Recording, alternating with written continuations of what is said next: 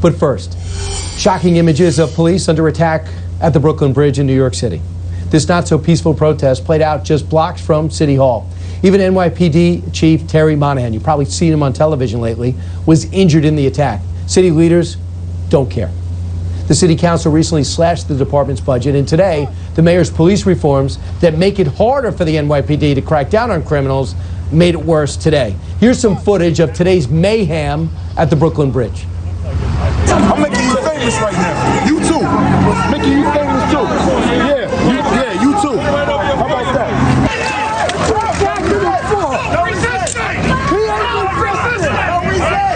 You may be charged with additional crimes.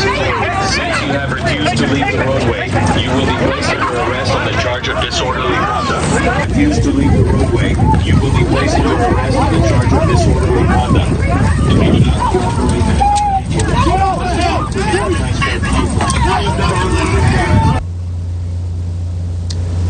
In an Orwellian twist, the mob called today's protest a march against violence. As you can see, they have no problem with violence as long as police are being harmed and they are the victims. The left-wing violence directed America's cops might be one reason that the National Organization of Police Organizations just endorsed President Trump today. In fact, right before this show, they supported Joe Biden and President Obama in 2008 and 2012. That is a big deal.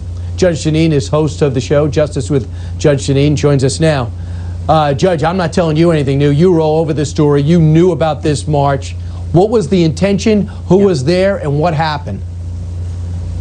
I knew about this march last week. This was a march that was planned by law enforcement along with the clergy, black clergy, Hispanic clergy. It was a march for peace, and it was a joint forces of the clergy and law enforcement. Because if you talk to any of the clergy in New York, they understand that it is in the inner city, it's in the most dangerous areas that they are going to be victimized by some of these agitators that you're seeing. So this whole march, which was peaceful, was interrupted by a group of agitators. And just before the march, Brian, there was a black SUV in front of City Hall where someone was handing out baseball bats. The police tell me that they were able to seize some of those baseball bats, but obviously some of them they weren't able to.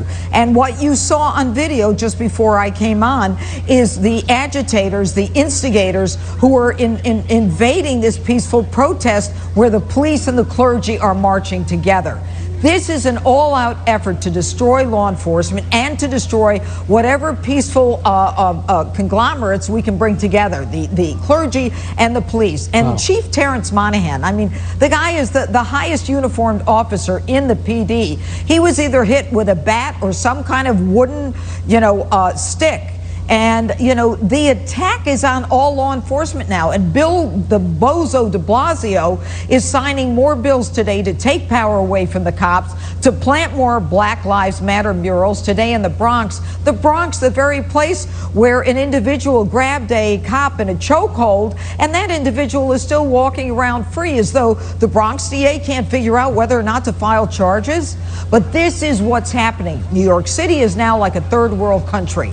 New York City will be like Chicago. It's like, the homeless in Minneapolis, 43 days in Portland.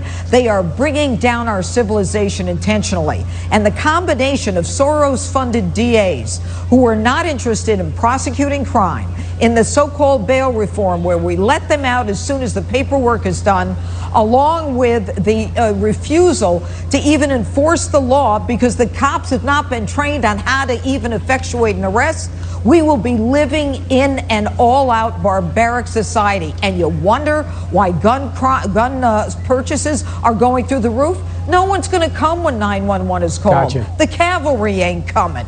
You're on your own.